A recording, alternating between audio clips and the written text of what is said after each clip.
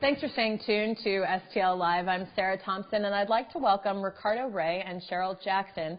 Today we're going to be talking about disparities in breast cancer, a new screening forum that's going to be taking place. I want to give you a proper introduction. So, Ricardo, you're from the SLU'S, Center for Cancer Prevention Research and Prevention Outreach. Is that right? CPRO. Correct. SLU, Center for Cancer Prevention, Research, and Outreach. Right, there we go. Thank you. And Sherrill from the Breakfast Club. You're the president for the Breakfast Club. I am. So thank you for joining us. I don't think a day goes by where you can't probably read in the news some new study that's taking place that is about breast cancer research. Right. And it is confusing, and that's kind of what's led up to this event. Right. Tell me what's going to be taking place at this event, and let's kind of get into it. Well, to begin with, the Breakfast Club, give you a little background. The Breakfast Club is the African American Breast Cancer Support Group, but we do more than support. We provide bras and breast farms. We bring mobile vans to churches in North St. Louis City and County for women to get mammograms. We have a buddy program that provides women buddies when they're going through breast cancer. We have an education type program. And this all came about, this forum came about when the American Cancer Guidelines came up with a recommendation to move women from 40 up to 45.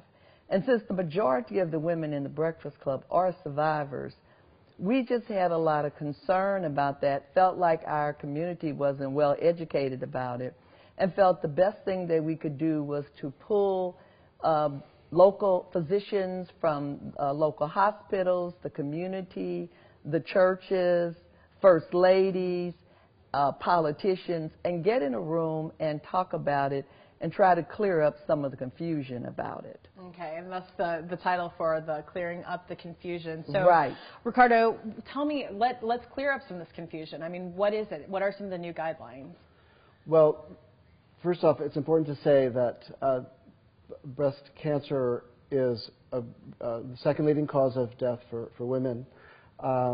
But with the advent of screening and mammography, mortality rates have declined substantially and consistently over the years. So it's very clearly recognized that breast cancer screening and mammography is a really important part of that reduction in mortality.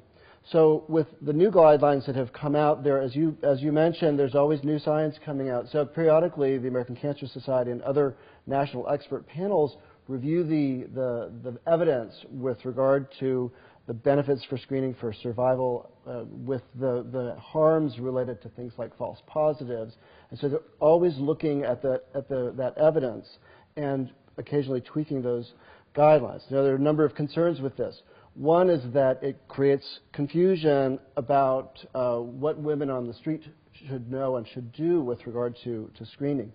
Another piece of it is, as you mentioned, there are very large disparities, particularly for African American women are in some studies of 40% or more likely to die of breast cancer than Caucasian women.